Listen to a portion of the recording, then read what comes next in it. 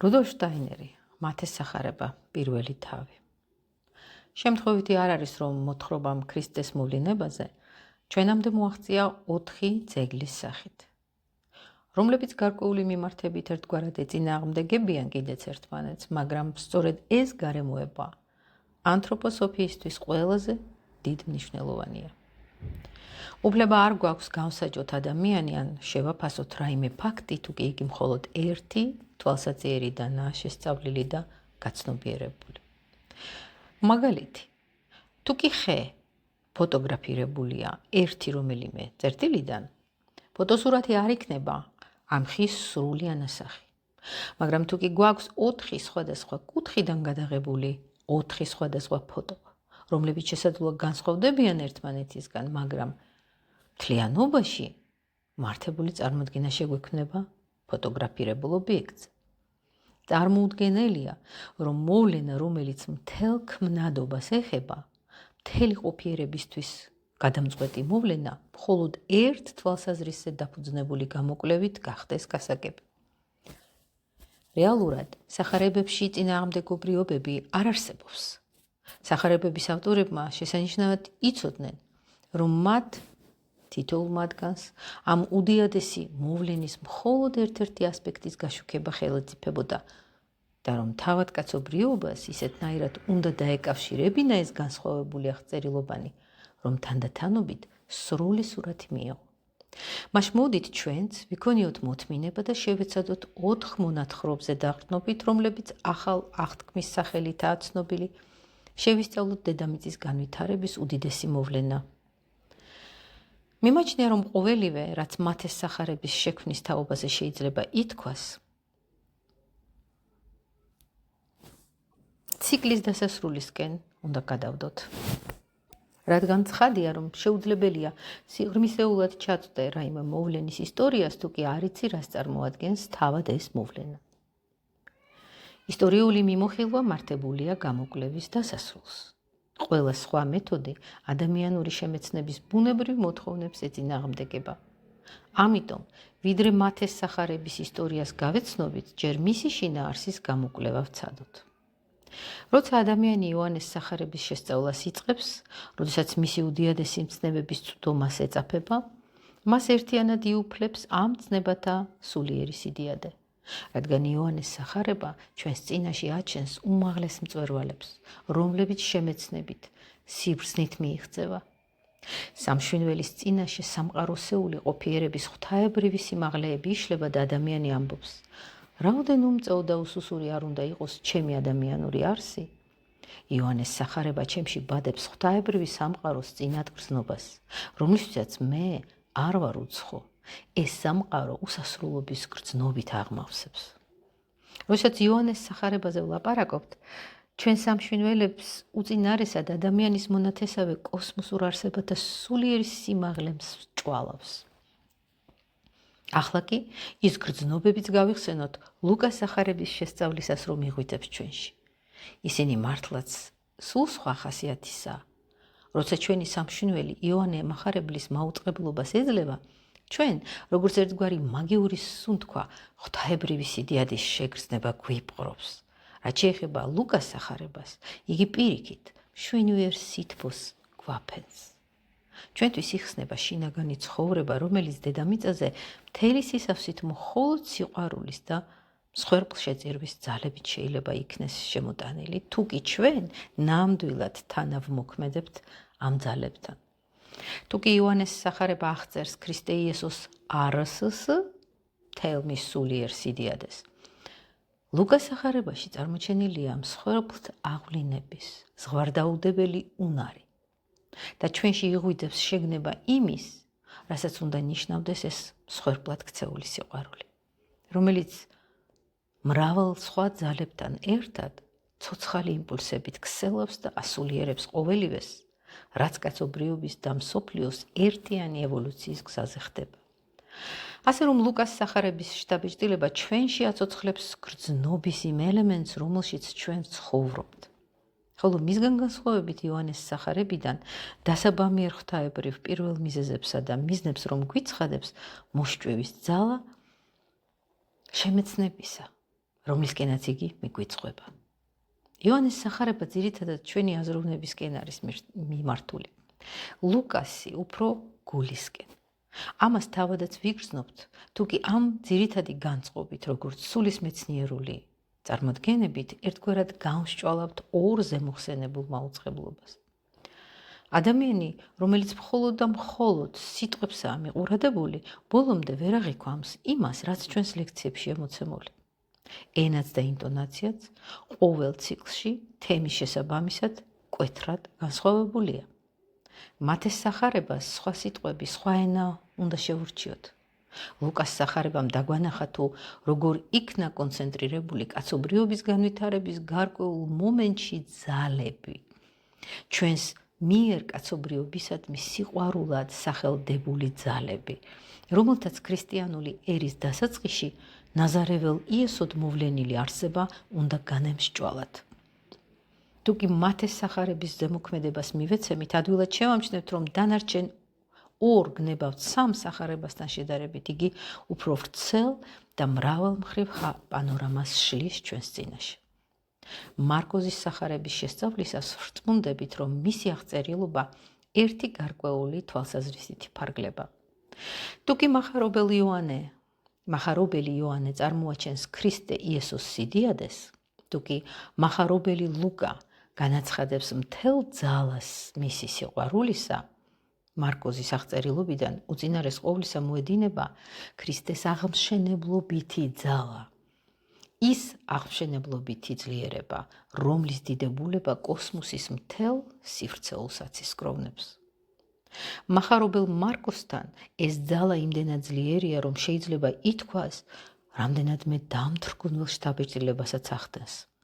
თუკი ეს სახარება ოდნავ მაინც ნამდვილად გავიგეთ, ისეთი შეგრძნება მოგვიცავს თითქოს და ყოველი მხრიდან ჩვენსკენ დაძრულ ბობუქარ ძალთა მონაქროლით ძლეულნი პირქვე ვემხობით.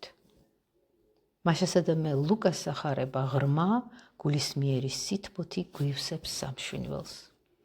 იოანეს სახარება ჩვენი სამშვინველის წინაშე უდიდეს იმედებს სახავს. და ბოლოს მარკოზის სახარების კითხვისას განცვიფრება გვეუფლება.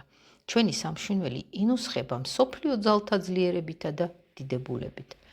სულ სხვაგვარად აღიქმება მათეს სახარება. მასში თავმოყრილია სამივე ელემენტი. სიბრძნე, რომელიც ჩვენ სასოებას უსაზღრო პერსპექტივებს უხსნის, სასოება ანუ იმედი, ანუ იმედს უსაზღრო პერსპექტივებს უხსნის. გრძნობათა სითბო, სიყვარული და მესამე სამყაროს სიდიადე და გრანდიოზულობა. აი ეს სამივე გვაქვს მათესთან. მაგრამ ეს ელემენტები თითქოს და ერთგვარად შერბილებულია, ერთგვარად ვუალირებული და ამით კიდევ უფრო მეტად ახლობლური ჩვენი ადამიანური ბუნებისთვის, ვიდრე სამი დანარჩენი სახარება. ესე იგი, სიბრძნე, გრძნობათა სითბო და სიყვარული და სამყაროს სიდიადე, სამივე ერთად მათეში. თითქოს და ერთგვარად შერბილებული. ჩვენ გვაუცებს სამივე სახარების სიბრძნე, უსაზღრო სიყვარული და სიდიადე. იგივე გრძნობებს გვისახავს მათეს სახარებაც, მაგრამ აქ ყველაფერი ისეთნაირად არის გადმოცემული, რომ მაინც ვინარჩუნებთ წონასწორობას. მათეს სახარებაში ყოველივე უფრო ახლობლურია და მშობლიური. თელმის ძალებს ერთგვარად არა ჩვენ მაღლა, არამედ აქვე, ჩვენს გვერდით შევიგრძნობთ. მათეს სახარება არსად, არც ერთ მის მონაკვეთში არ გვთრგუნავს. თუმცა ეხება იმავე საგნებს, რომლებიც სხვა სახარებებში ერთგვარი სიმძიმის, ზეწოლის განცდას ბადებს. ამიტომაცაა მათეს სახარება სხვა დანარჩენებს შორის ყველაზე ადამიანური. ქრისტეში იგი უწინარეს ყოვლისა ადამიანს აღწერს. წაკითხვისას იგრძნობა ქრისტეს უაღრესად ადამიანური ბუნება. იგრძნობა, რომ მთელი თავისი არსებით, თავისი მოქმედებით ქრისტე ჩვენს გვერდით დგას. მათეს სახარება გარკვეული თვალსაზრისით დანარჩენი სამი სახარების კომენტირებასაც ახდენს. ზოგი რამ, რასაც სხვა სახარებებში თვალის ერთი გადავლებით ვერ გარშემოწერ, რაც თითქოს და თვალმიუწვდომელია, მათეს სახარებაში შერბილებულადაა გადმოცემული. მისი ღირსებაც სწორედ ის გახლავთ, რომ იგი გვეხმარება უკეთ გავიგოთ სამი დანარჩენი სახარება. უპირველესად შევჩერდათ აღნიშნული სახარების ფორმაზე, მის კომპოზიციაზე, რათა დავახასიათოთ თუ როგორ რა გზით შემოვიდა კაცობრიობასა და მსოფლიო განვითარებაში უდიდესი თავდადება და სიყვარული. ნათელფრქვეული იმ არსებიდან, რომელსაც ქრისტე იესოს ვუწოდებთ. ჩვენ უნდა ჩავყვეთ სულიერ დინებებს, დედამიწის ევოლუციის უშორეს წარსულში რომ იღებს სათავეს. ამ მიზნით მახარებელი ლუკა პირველი მიწიერი ადამიანის ეპოქამდე ჩადის. მახარებელი იოანე, რათა წარმოაჩინოს ადამიანური შემეცნების და სიბრძნის სათავე. წერტილი იმ გზაზე, რომელიც მისი საბოლოო მიზნისკენაა მიმართული. თავიდანვე თვით ლოგოს შემოქმედს ემყარება. იოანეს სახარების პირველივე სიტყვები მყისიერად ხსნის უმაღლეს სულიერ მიზანს. აი პირველად იყო სიტყვა ასე იწყება ხო იოანე. ანუ ეგრევე ხსნის უმაღლეს სულიერ მიზანს, უმაღლეს მწვერვალს, რომლის დაუფლებაც ადამიანს ძალუց შემეცნების გზით. სხვა ვითარებაა მათეს სახარებაში. სახარება იწყება იესო ნაზარეველის წინაპართა ჩამოთვლით. ეს ჩამონათვალი გარკვეული ისტორიული მომენტიდანაა ფიქსირებული და წარმოგვიჩენს თუ რა პირობებში ყალიბდებოდა ეს შთამომავლობა გარკვეული ხალხის წიაღში. როგორ თანდათან ვითარდებოდა და კონცენტრირდებოდა ყველა ის შესაძლებლობა, რომელსაც იესო ნაზარეველი აბრაჰამიდან დაწყებული თავის არსებაში იკრებდა. და ასევე როგორ გადაეცა 42 თაობას გამჭოლ ერთადერთი ინდივიდუალობა, უბრალოდ ერთადერთი ინდივიდუალობის საუკეთესო, ყოველივე საუკეთესო, რითაც ღირსყოფილ იქნა ეს ხალხი. იოანეს სახარება ლოგოსის უსაზღროებაში გვძირავს. ლუკას სახარება კაცობრიობის ევოლუციის თვალშეუდგამს სივრცეებს გვიხსნის, ხოლო მათეს სახარება აღწერს ადამიანს, ნაზარეველ იესოს, რომელშიც მამა აბრაჰამიდან დაწყებული სამჯერ 14 თაობის გავლით გადმოვიდა მისი ხალხის ნიჭი. და ბოლოს, ვისაც მარკოზის სახარების სიღრმისეული გაგება სურს, მან უნდა შეიმეცნოს ის კოსმიური ძალები, რომლებიც მთელ ჩვენ სამყაროს სულიერ ყოფენ. ახსნას რა ქრისტე იესოს ეს სახარება წარმოგვიჩენს როგორ კონცენტრირდა ერთი ადამიანური არსების მოღვაწეობაში მთელი კოსმოსის არსი. სამყაროს თვალშეუდგამ სივრცეებში მოქმედ ძალთა კვინტესენცია. იგი გვიჩვენებს ქრისტე იესოს ყველა ქმედება იყო კოსმოსურ ძალთა კონცენტრირების ნაყოფი. მარკოზის სახარების სულისკვეთება აღწეროს თუ როგორ შეჯერდა ადამიან ღმერთში ქრისტეში მზიური ძალების კოლოსალური აქტივობა. ვარსკვლავურ ზემოქმედებებს იგი ადამიანური ძალებიდან ავლენს. ვარსკვლავთა ზემოქმედებაზე გარკვეულწილად მათეს სახარებაც მეტყველებს აღწერს რა იესო ნაზარეველის დაბადებას და მიანიშნებს რა ვარსკვლავზე, რომელმაც ახალშობილ იესოს ბაგაში სამი გრძნეულია ახლა. იქვე ამ მოვლენასთან დაკავშირებით იმასაც გვაჩვენებს თუ როგორია უდიდესი კოსმოსური მოვლენები ადამიანურ განვითარებასთან დაკავშირებული. თუმცა მახარებელ მარკოზისგან განსხვავებით არც ერთ კოსმოსურ მოვლენას არ აღწერს. იგი არ მოგვიწოდებს მზერა მივაპყროთ ამ კოსმოსურ მოვლენას. მახარებელი მათე გვიხატავს სამ ადამიანს, სამ გრძნეულს, რომელთა განცდები ჩვენ შეგვიძლია წარმოვიდგინოთ და კოსმოსურ ძალთა ზემოქმედებას მათზე. გვეუფლება განცდა, რომ რაწამსაც კოსმოსში აჭრის სურვილი გვიპყრობს, იმავწამ კვლავ ადამიანთან გვაბრუნებენ და სამყაროს უსაზღვრო სიღრმეებში წიაღსვლის წილ ადამიანის გულში კრთომილი კოსმოსური რეფლექსების ჭვრეტას გვთავაზობენ. მთელი ეს შენიშვნები უპირატესად ფორმის მიმართებითაა გამოთქმული. რამდენადაც სახარებათა ძირითადი ნიშანდობლიობა ის გახლავთ, რომ ისინი სხვადასხვა თვალსაზრისით, სხვადასხვა კუთხით აღწერენ ერთსა და იმავე მოვლენას. ამიტომაც აღწერილობის ხერხით ზუსტად შეესაბამება იმას, რასაც მათი ავტორები, თითოეული მათგანი მოგვითხრობს კაცობრიობასა და მიწიური განვითარების უმთავრესი მოვლენის შესახებ. მეტად მნიშვნელოვანია ისიც, რომ მათეს სახარების დასაწყისში ჩვენ ყურადღებას მიმართავენ იესო ნაზარეველის უახლესი წინაპრებისკენ. მახარებელი მათე თითქოს ცდილობს პასუხი გასცეს კითხვაზე, როგორი იყო იესო ნაზარეველის ადამიანური ხატი, როგორ განსხეულდა აბრაჰამიდან მოყოლებული მთელი ერის ნიშანდობლიობანი ამ ერთადერთ პიროვნებაში იმიზნით, რათა მისი მეშვეობით გამოვლენილიყო არსება, რომელსაც ჩვენ ქრისტეს ვუწოდებთ. ამ კითხვაზე ასეთნაირად გვპასუხობენ. რათა ქრისტეს არსი ფიზიკურ ორგანიზაციაში, ფიზიკურ სხეულში განსხეულებულიყო, ამ სხეულს დაუფლებული უნდა ჰქონოდა ის უნარი და შესაძლებლობანი, რაც მხოლოდ აბრაჰამის შთამომავლისთვის იყო ხელმისაწვდომი.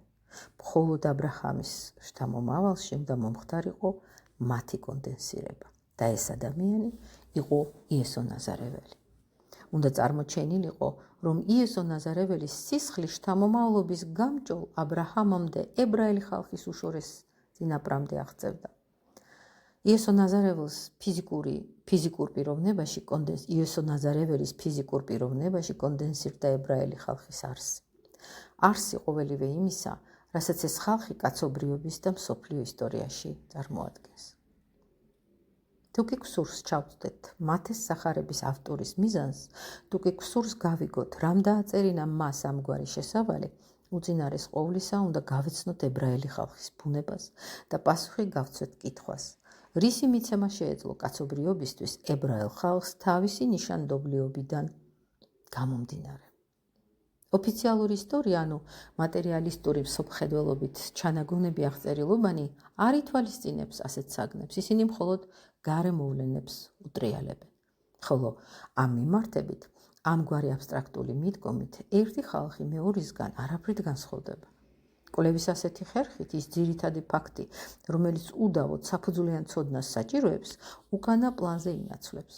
და ისტორიკოსისთვის შეუმჩნეველი ხდება, რომ კაცობრიობის ევოლუციაში ყველა ერთს თავისი ამოცანა, თავისი მისია და თავისი მიზანი აქვს. ყველა ერთს საერთო საგანძურში შეაქვს თავისი წვლილი, რითაც დედამიწა მდიდრდება და ეს წვლილი ყოველთვის ერთადერთი და განსაკუთრებულია. ყველა ერთს თავისი განსაზღვრული მისია აქვს და ყველა ერი ფიზიკური კონსტიტუციის დეტალებამდე ისეთნაირადაა კონსტრუირებული, რომ მას ნამდვილად ხელით იფება კაცობრიობის საერთო მონაპოვარში თავისი ერთადერთი, მხოლოდ მისთვის ნიშნეული წვლილის შეტანა. სხვაგვარად რომ ვთქვათ, ხალხი, რომელიც ერთი ერის ნიშნით ერთიანდება, ისეთ უნარისა და შესაძლებლობის ფიზიკურ და ეთერულ სხეულებს ფლობს, რომლებიც ამ ერისთვის დაკისრებულ მისიას სავსებით შეესაბამება. რა მისია ჰქონდა ებრაელ ხალხს და როგორ რა გზით ჩაისახა იესო ნაზარეველში ის უნარი, რომელსაც ამ მისიის აღმოცენება უნდა უზრუნველყო. ებრაელი ხალხის მისიის გაგებას შევძლებთ თუ კი სიღრმისეულად ჩავეძიებით კაცობრიობის განვითარებას და უფრო მიჯრით მივიახლებით ზოგიერთ ფაქტებს. სხვა ლექციებში ზედაპირულად ადრეც რომ შევხედივართ. გავიხსენოთ კაცობრიობის ისტორიის ის ზოგადი ნიშნები, რომლითაც აღინიშნა პერიოდი, რომელიც ატლანტიდის უდიდეს კატასტროფას მოჰყვა. ამ კატასტროფამ დედამიწას სახე უცვალა. ძველი ატლანტიდის კონტინენტზე მცხოვრები ხალხები დასავლეთიდან აღმოსავლეთით გადმოსახლდნენ და ორ მთავარ ნაწილად დაიყვნენ. ერთმა გეზი აიღო ჩრდილოეთისკენ, მეორემ სამხრეთისკენ. ასე რომ ატლანტიდის მთელმა მოსახლეობამ ერთ დიდ ნაკადად ევროპიდან აზიაში გადაინაცვლა. კასპიის ზღვის რეგიონებში თანდათანობით ფეხი მოიკიდა ჩრდილოურმა ნაკადმა. მეორე ნაკადმა დღევანდელი აფრიკა გადაკვეთა და აზიაში მოხდა თავისებური შერწყმა. მსგავსად ორი მდინარისა, რომელთა შეერთების ადგილზეც მორევი ჩნდება.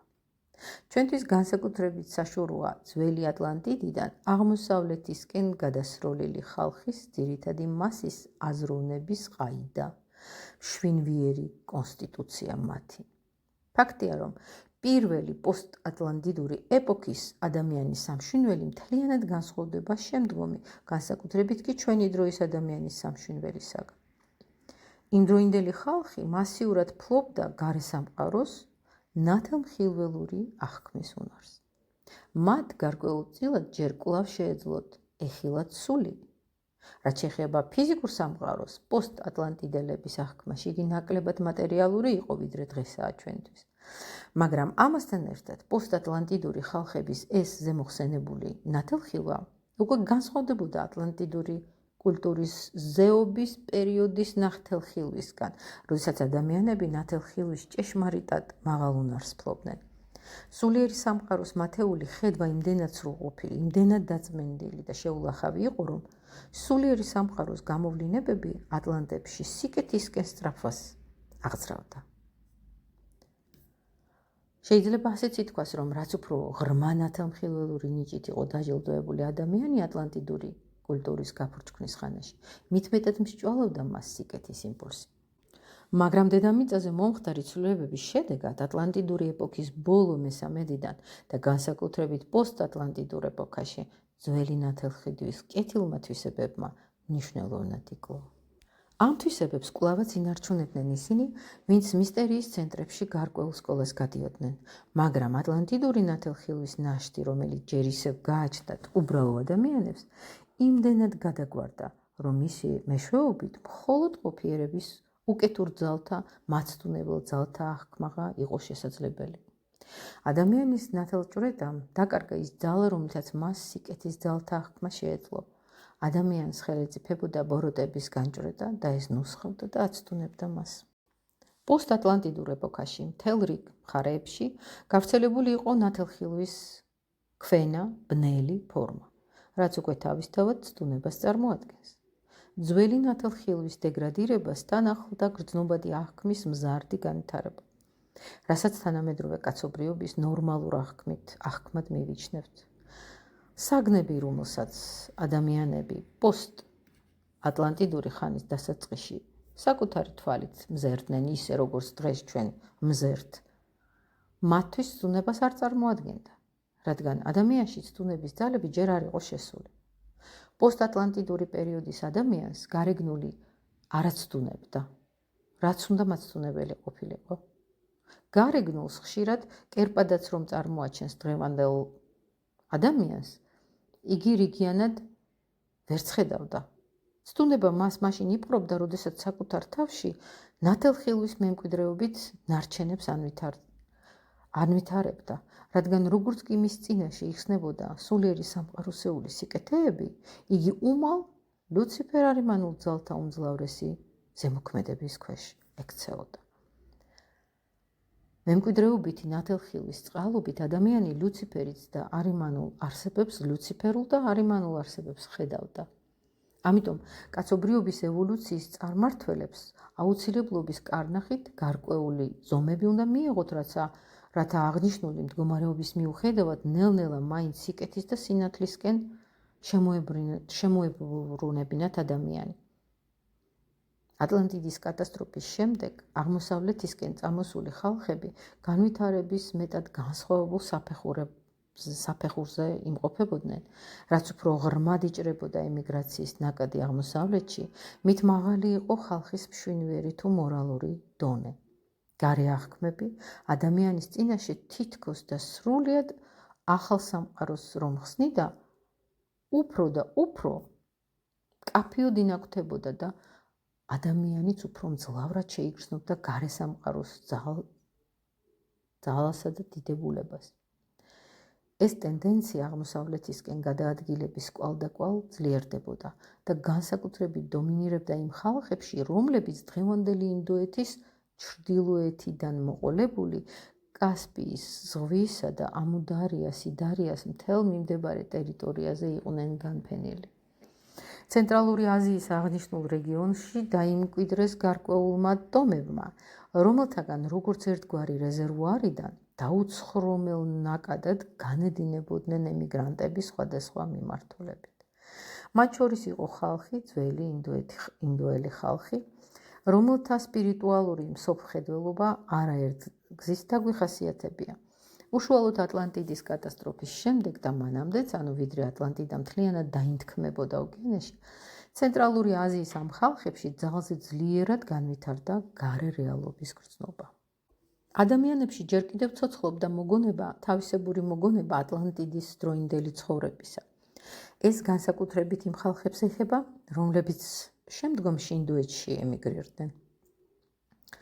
და თუმცა ისინი ზედმიწევნით მგრძნობიარენი იყვნენ გარე სამყაროს დიდებულებისადმი და გრძნობადი სამყაროს შემეცნებაშიც ერთობ წინ წასული, მათ მეხსიერებას სხვებთან შედარებით მაინც უფრო მეტად ჰქონდა შემონახული ატლანტიდის ეპოქის სულიერი ხატსახეები.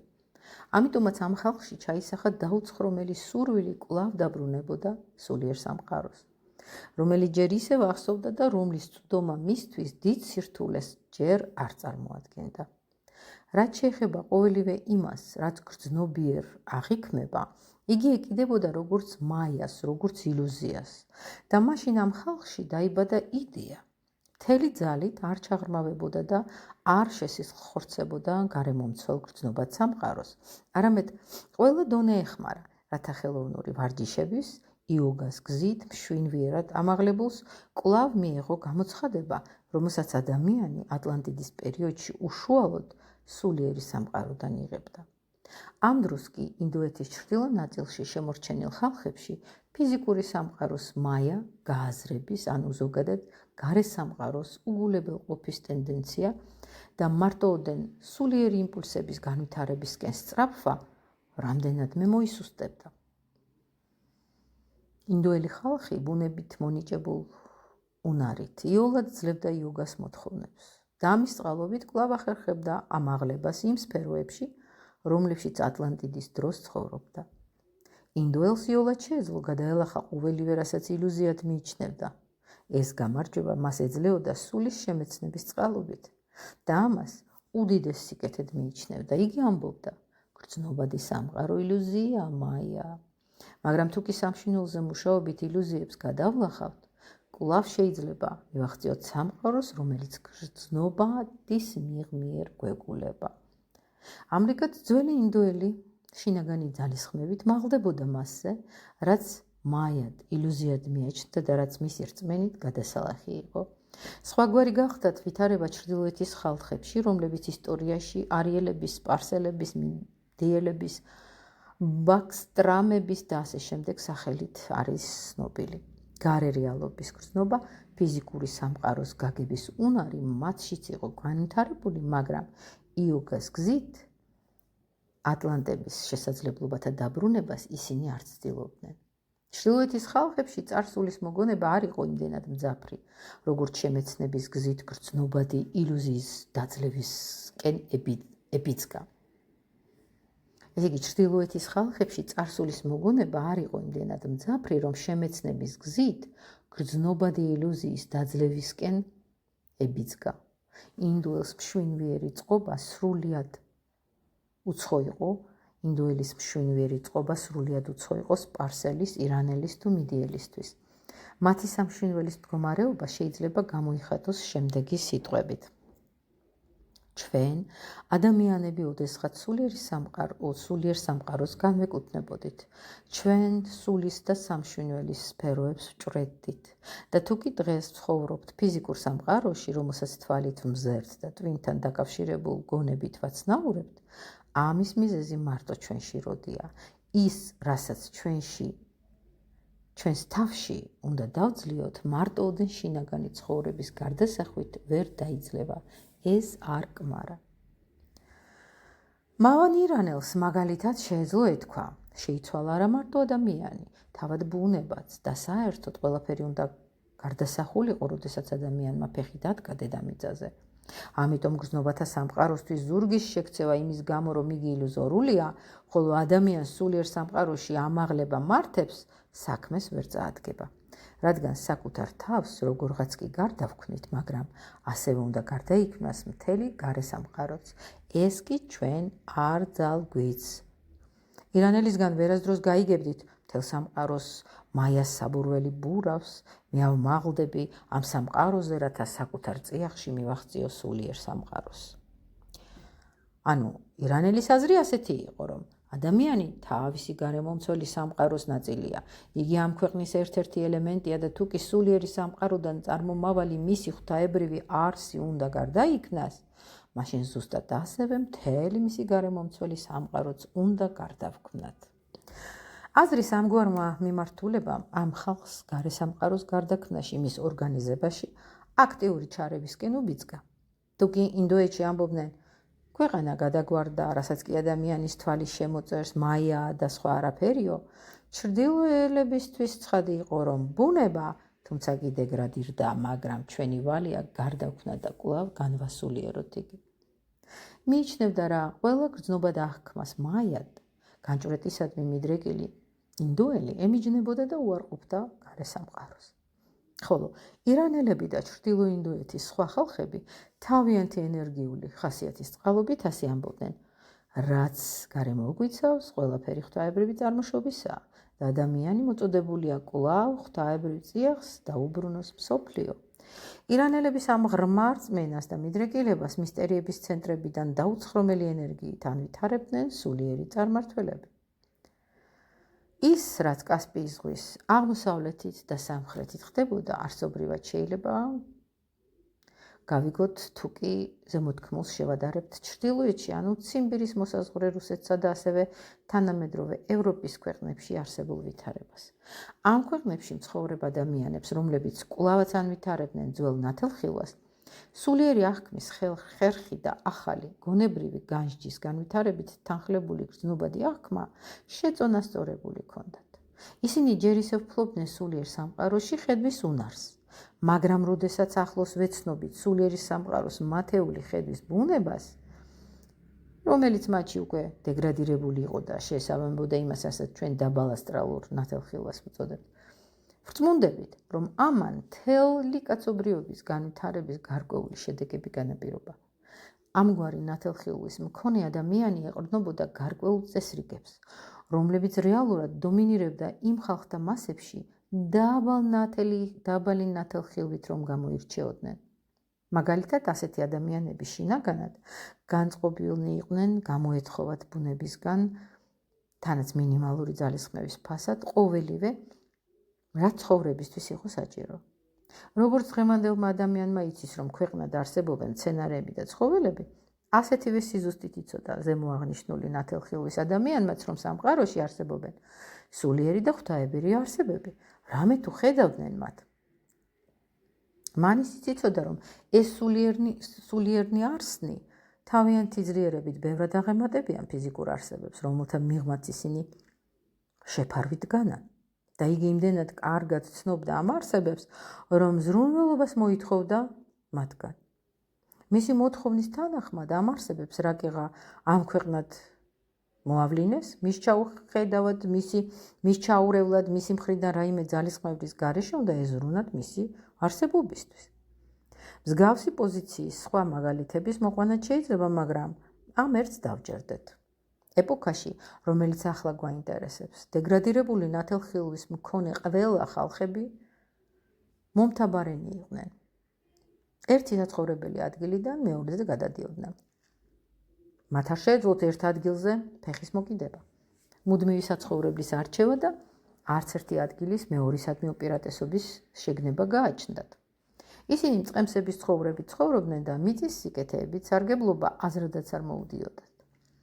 მუდამ მზად იყვნენ პირადი საჭიროების კარნახით გაენიავებინათ ყველაფერი, რაც ხელში მოხდებოდათ. ხოლო ის, რომ როგორმე აემაღლებინათ კულტურის დონე და შრომით და ძალისხმევით გარდაექმნათ დედამიწა, ასეთი სურვილი და მისწრაფება უცხო იყო მათთვის. ასე დამყარდა ღრმა კონტრასტი პოსტატლანტიდური ისტორიის ერთ-ერთი ყველაზე მნიშვნელოვანი მაჩვენებელი, კონტრასტი ნორდულ ჩრდილოურ ხალხებსა და ირანელ ხალხებს შორის.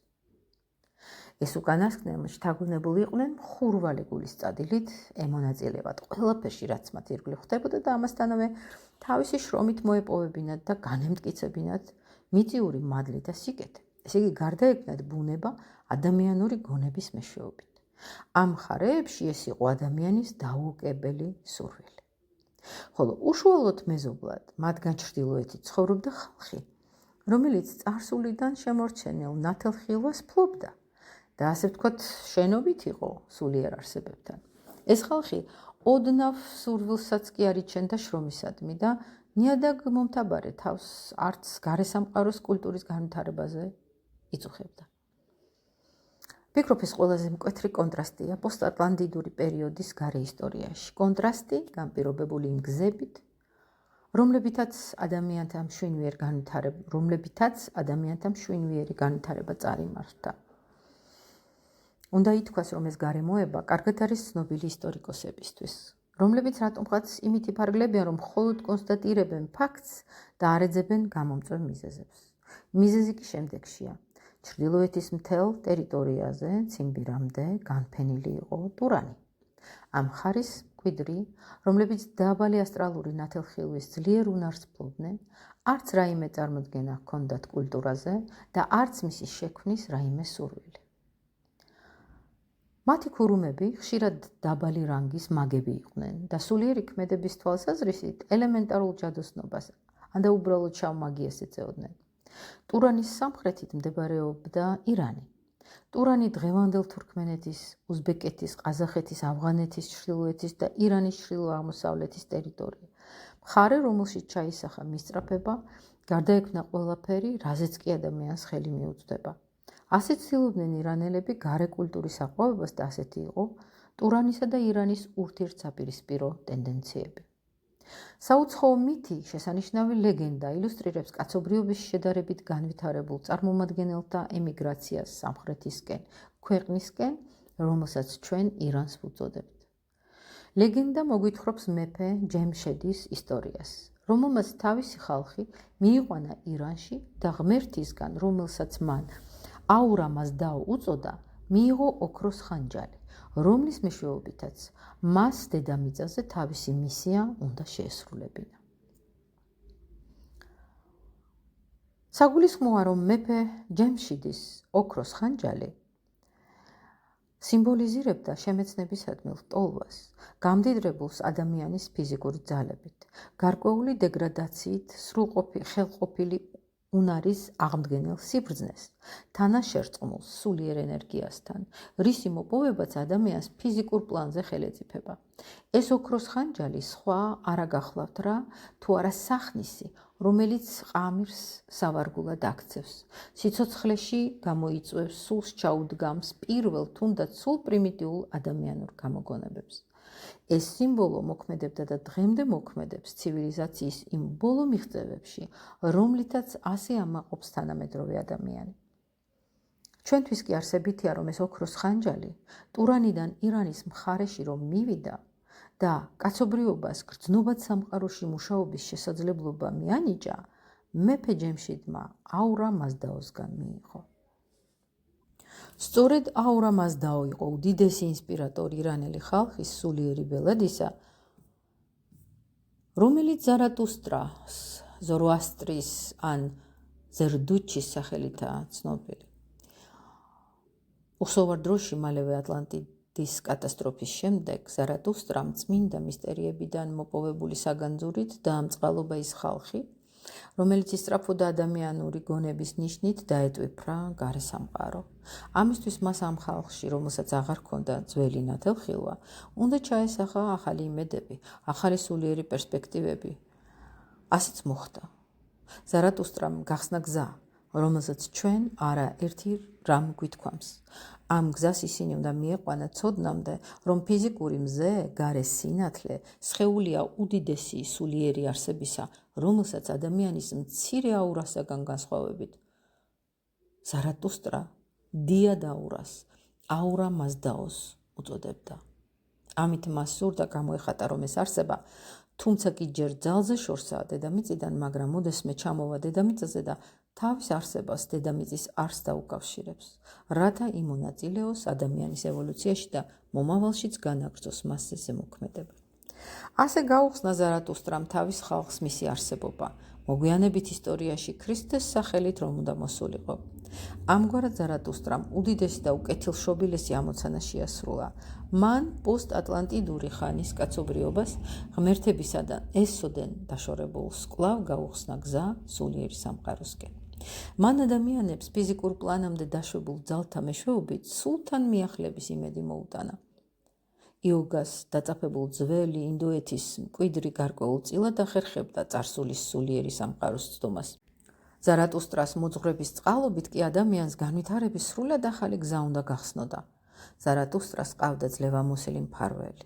მოდით აქვე დავაზუსტოთ, რომ ზარატუსტრა, ვიზეც ახლა ვლაპარაკობთ, ბერძენთან გამოთვლით ტროას ომამდე 3000 წლით ადრე ცხოვრობდა და ამდენად მას არაფერი აქვს საერთო პიროვნებასთან, რომელიც ოფიციალურ ისტორიაში ამ სახელითაა ცნობილი და არც მასთან, ვინც დარიუსის დროს ცხოვრობდა.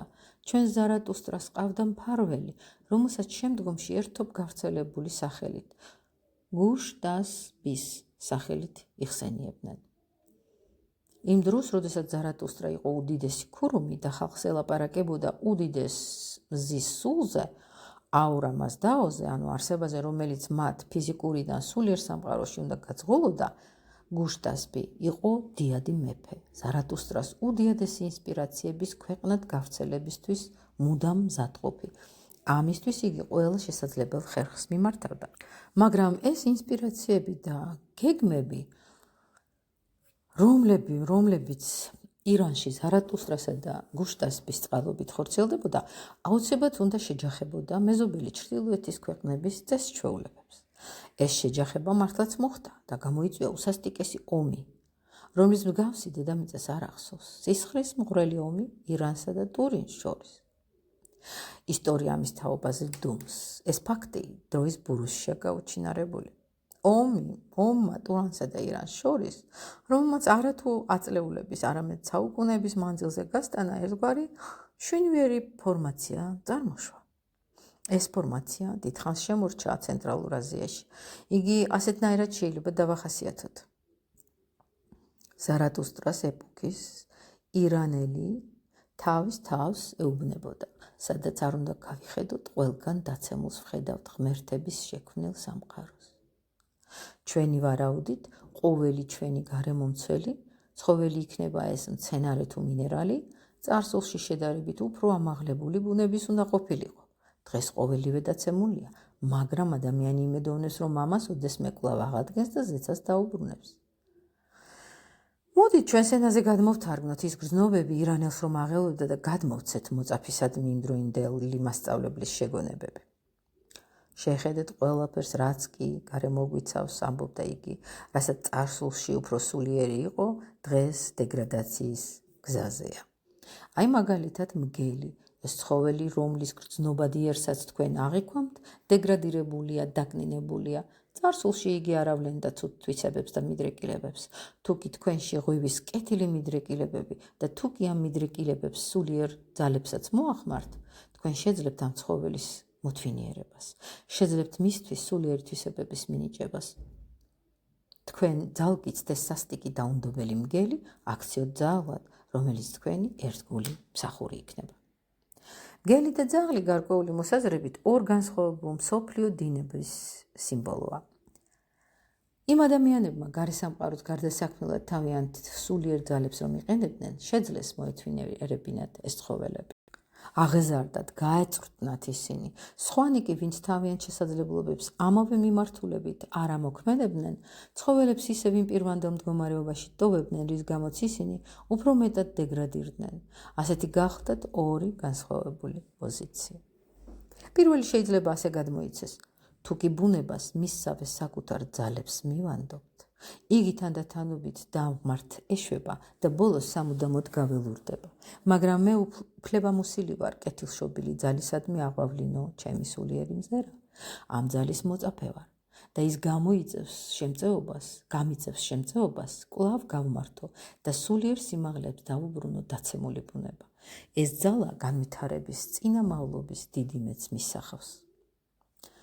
ირანელისთვის ეს ძალა აურა მაზდაოსთან იდენტიფიცირდებოდა. ირანელი ამბობდა, ყველაფერი რაც ადამიანს ბუნებრივ ძალთა გასაკეთილშობილებლად შეუძლია გააკეთოს, იგი გააკეთებს თუ კი მას აურა მაზდაოსთან, ორმუზდის ძალასთან გააერთიანებს. ორმუზდი აღსავლის გზა. ხოლო უკეთ ადამიანი ბუნებას მისივე თავის ანაბარა მიაგდებს, ყველაფერი ბუნებრივადვე გაველურდება და ეს იქნება არიმანის სახე. და აი ამ დროს ირანულ ქვეყნებში დაიბადა ერთგვარი მშვენიერი ფორმაცია, რომელიც შეიძლება ასეთნაირად გამოიხედოს. ჩვენი ქვეყნის ჩრდილოეთით ცხოვრობს ხალხი, რომელიც არიმანს მსახურებს. ეს არიმანისეული ხალხი მთელ დედამიწაზე მომთაბარეობს. ბუნებისგან იღებს ყველაფერს, რის აღებაც შეუძლია და სამაგიეროს არაფერს იძლევა, არაფერს ქმნის, რათა განასულიეროს იგი. ჩვენ კი გსურს აურამას დაოში შემოვუერთდეთ ორმოსს. ასეთნაირად განიცდებოდა სამყაროში დუალიზმი, რომელმაც იმ დროს იჩინა თავი. ასე განიცდიდნენ ირანელები, ზარათუსტრა ადამიანები და თავიანთ განცდებს კანონებში გამოხატავდნენ. ირანელები ცდილობდნენ ისე მოეწყოთ ცხოვრება, რომ მასში ასახულიყო სულიერ სფეროებში ამაღლების სწრაფვა, ასე ძალუმად, რომ განაფრთოვანებს და ადამიანებს. ასეთი იყო ზარათუსტრას მოძღვრების გარეგნული შედეგი. რაც შეეხება ხანგრძლივ ომს, არჩასპსა და გუშტაბს ტურანის მეფესა და ზარათუსტრას მფარველს შორის. უნდა გავიგოთ, როგორც ჩრდილოეთის და სამხრეთის ურთიერთშეტაკება. იმ ტენდენციების გამო მაშინდელ ირანსა და ტურანში რომ იყო გაბატონებული. როდესაც ამას ვაცნობიერებთ, გასაგები ხდება ისიც, რომ ზარათუსტრა კაცობრიობაში ჩანერგილი უდიდესი სულიერი მიმდინარეობის სათავეში იდგა. ჩვენი მიზანი იყო აგვეწერა გარემო წიაღი, რომელშიც ცხოვრობდა ზარათუსტრა, რადგან ვიცით, რომ ეს ინდივიდუალობა ინკარნირდა სხეულში, რომელიც გამსჭვალული იყო იმ სისხლის ძალებით, აბრაჰამიდან დაწყებული სამჯერ 14 თაობა, რომ გამოიარა იესო ნაზარეველის სხეულში, ვიზეც მოგვითხრობს მათეს სახარება. ესე იგი, შტაინერი ფიქრობს, რომ ზარათუსტრა ინკარნირდა იესო ნაზარეველის სხეულში. ცხადია, რომ ჩვენ უნდა ჩავძიებოდით ამ ინდივიდუალობის კვალს პირველ პოსტატლანტიდურ ეპოქამდე. ახლა კი მოდით ვთქვათ, რამ განაპირობა ის, რომ მხოლოდ სახელმწიფო აბრაჰამის სისხლით შეიძლებოდა მომზადებულიყო ზარათუსტრას გვიანდელი განსხეულებისთვის ყველაზე სადეგი სხეული. სანამ ამ კითხვას პასუხს გავცემდეთ, ჯერ უნდა გველაპარაკათ ვით ზარათუსტრაზე, რომელიც მომავალში ამ სისხლის მეშვეობით უნდა გამოვლენილიყო. ხვალ გავიგებთ თუ რატომ სწორედ ამ სისხლით, ამ ხალხით მომზადდა ზარათუსტრას ფიზიკური სხეული.